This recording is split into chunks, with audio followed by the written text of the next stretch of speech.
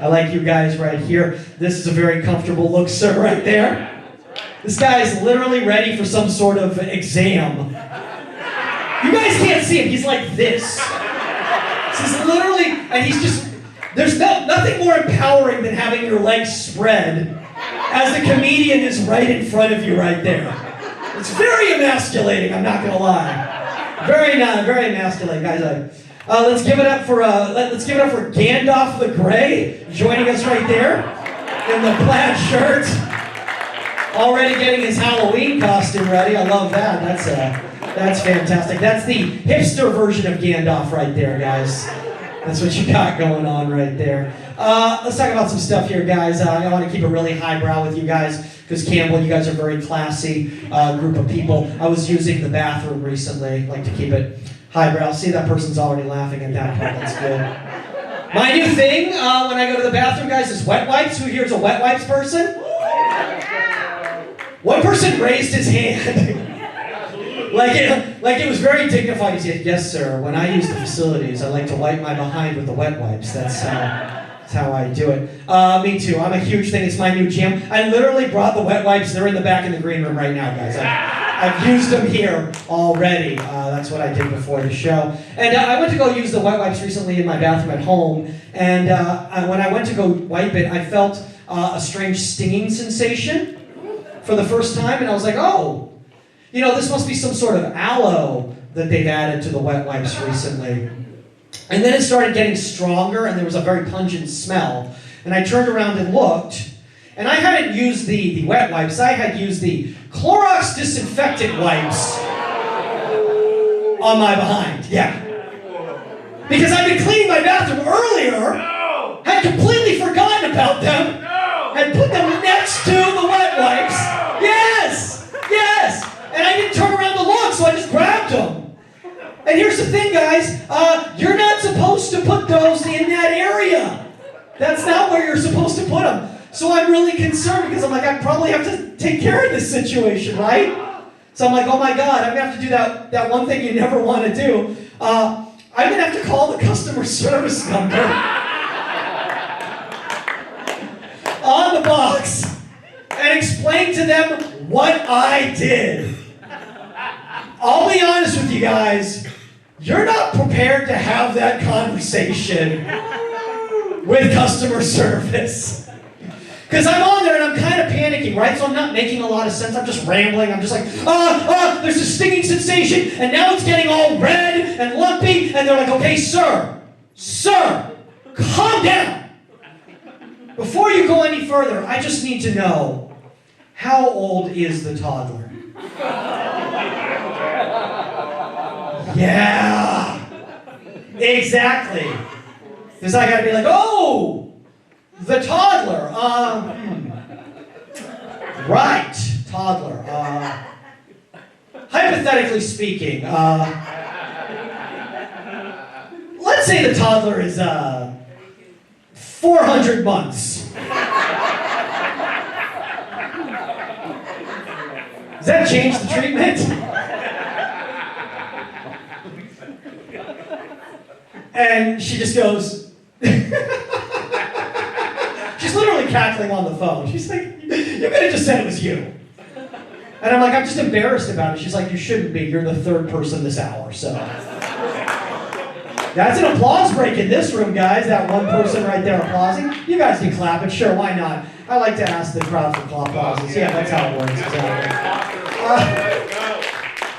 We'll keep it highbrow here, guys. You seem to be that type of a crowd while you're enjoying your nachos. It's a weird thing. I had pink eye recently. Anybody else ever have that before? Yeah, it sucks. The guy whose legs are spread. What a shocker. The guy who literally spreads his legs in a public theater has had pink eye before. Big surprise.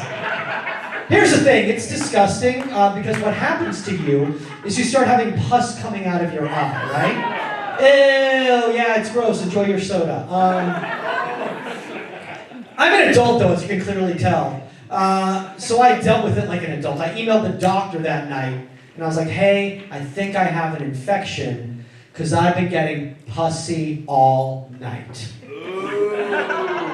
Oh, yeah. Who is right? Some of you guys are figuring it out, right? From the doctor's standpoint, they thought they got a very different email, right? Yeah. From their point of view, some random guy just emailed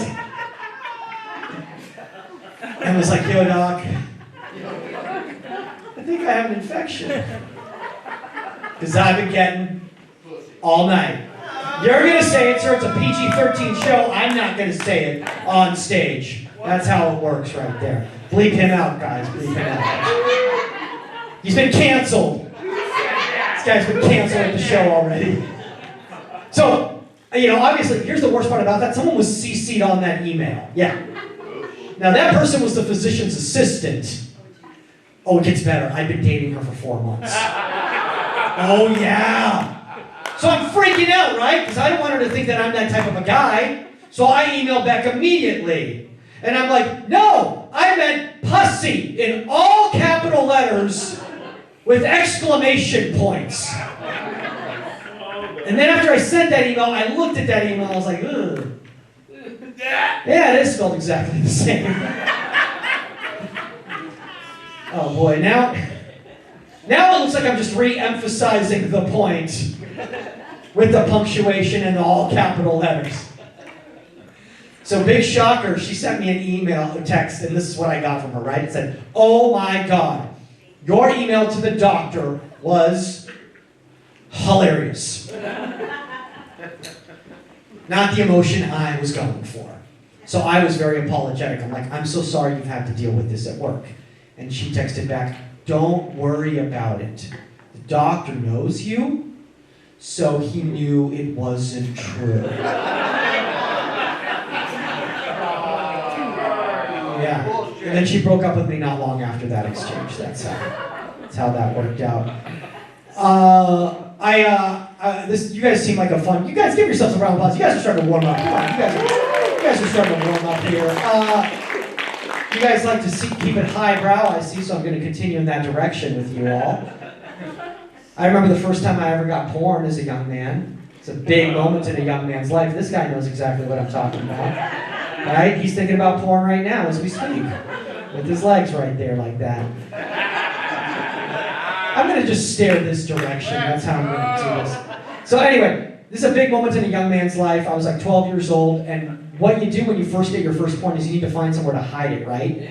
So instead of hiding it like in a sock drawer or my closet or something, I'm like, well, wait a second. Everyone's going to suspect that. What I'm going to do is I'm going to outsmart everyone. And I'm going to take this tape and I'm going to hide it in plain sight in the family room. Oh, yeah. Yeah, because no one would suspect there's porn lying in the family room, right? This is brilliant thinking by a 12-year-old mind. So I went to our videotape collection, right? I took one of the tapes out of the sleeve and I put the porn tape inside the sleeve. And then I took that tape and I put it back on top of the pile. The first movie someone would choose on a movie night. And I completely forgot about it, right? Until one day I'm playing video games in my room and I just overheard this. Michael! Get the hell in here! And I'm like, that doesn't sound promising. So I walk into the family room, I'm scared to death, because what do I see? Both my dad and my stepmom standing there, staring at the porno on the TV. Oh yeah, dude, and they hadn't even stopped it, or anything like that. Yeah, it was still going at full volume, as if they wanted to make sure that I got to experience everything they had to experience when they first put the tape in. So my dad looks at me and he goes, what the hell is this? And I had put the tape inside the sleeve of the movie Batman. Yeah. So I looked at the box and I said, Batman. This is the director's cut. Those were deleted scenes. And my dad was not amused. He's like, is this yours? And I went, of course not. It's my friend Sam's. Yeah. Because that's what you do when you're 12 years old and get caught with porn in the family room, right? Right? Just throw your best friend under the bus. Right? Because let's be honest, if they really believe that story, would they ever let this kid back in the house, right? The perv kid? know who leaves porn lying in the family room? I'll never see this guy again. But in my mind, I'm thinking, hey, I'm 12 years old, and I got a whole life ahead of me. Exactly. I will find another best friend. But I don't know how long it's going to take for me to find another porn tape. And what's more important when you're 12 years old? Ask this guy right here. So my dad just looks at the tape and he just starts laughing. He goes, Jesus, Michael, I know for a fact this is yours. And I'm like, how? He's like, because your name and phone number are on it. That's right, guys. I've written my name and phone number on the porn tape.